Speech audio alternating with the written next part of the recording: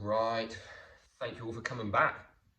It's going to be part two in our little sequence. So part one was really just an introduction of who I am, what my history is and stuff. So if you haven't seen it, make sure you go back and check it out. While we're here, please do remember to like, subscribe, follow, leave a comment below. Please let me know what you think, if it makes sense. And yeah, we'll crack into it. So today, open versus closed chain. So this might seem a bit of a random one to really kick off with, but I want to just maybe highlight what it is, because I've mentioned it in a few of my posts via kind of LinkedIn and Instagram and stuff. So what on earth is it?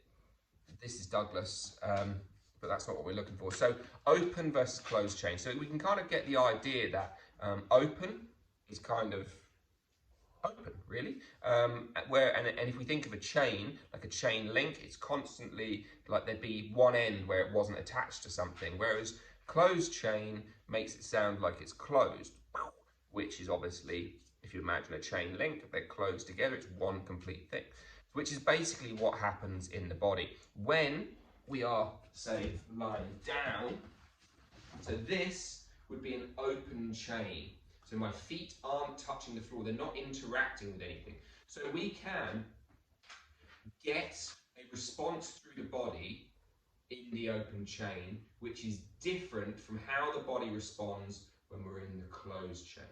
For example, it's slightly tricky without falling off the bed, but as we lie down, and you can try this to feel it, as we pull our knee in towards our chest, when we lie down, it feels hopefully like the tailbone tucks underneath us.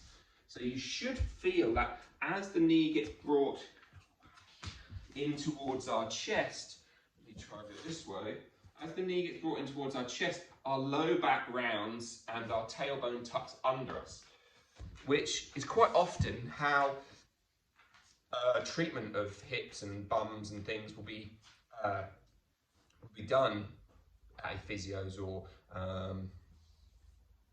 on the couch, whether it be needling or whatever.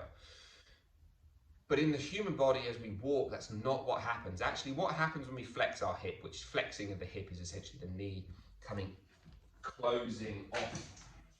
So this is flexion. So as I say, on the bed, what happens is when we flex our hip, our tailbone will tuck under us and our body will round. But when we walk, what happens is with the foot in front and then the hip flexing, the tailbone does the opposite, the pelvis does the opposite. It drops forward into an anterior tilt. So that's the pelvis, the front of the pelvis dropping forward rather than the back of the pelvis tucking under. So it's just one really simple movement that happens in the open chain compared to the closed chain where things are different.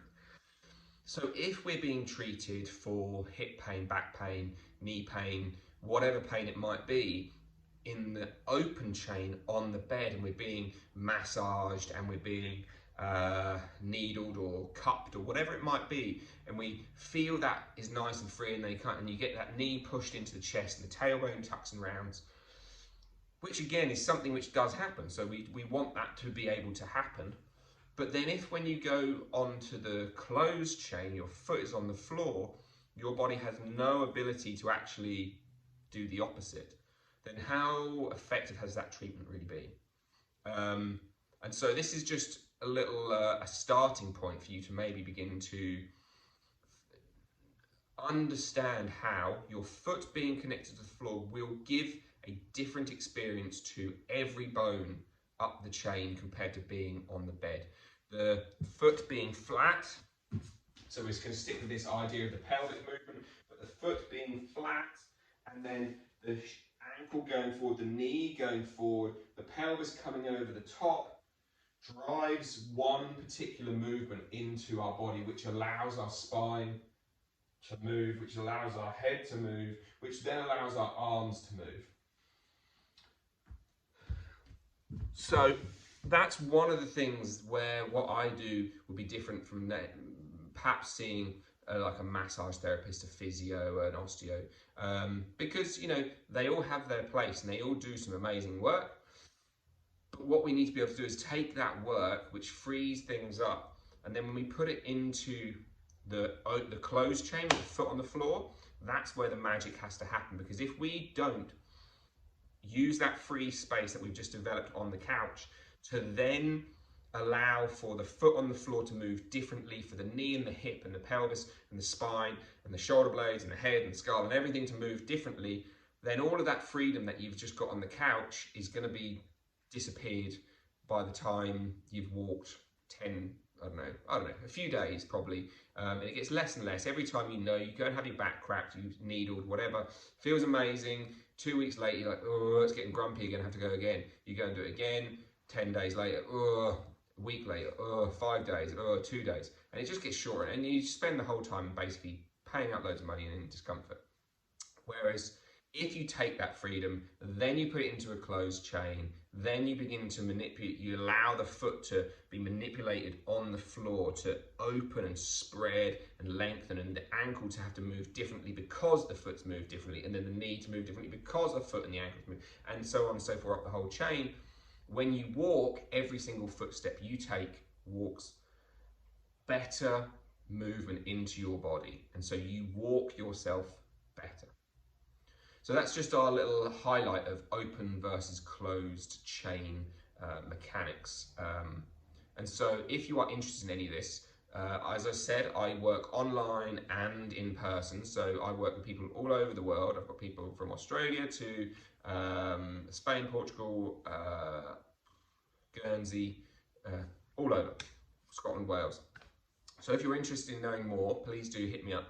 I would also always recommend, especially if you want to learn more about this, if you are a movement coach of some sort, physio, osteo, massage therapist, whatever, please do go and check out Gary Ward's website, findingcentre.co.uk. Check out his closed chain biomechanics for the lower body, and then he's got one for the upper body too. So you can then learn more about this stuff, because it's really, really important. I think it will help you change the lives of your clients.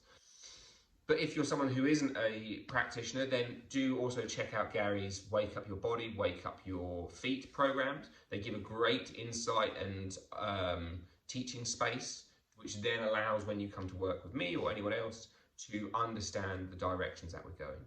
So that's findingcentre.co.uk, centre spelled the proper way. And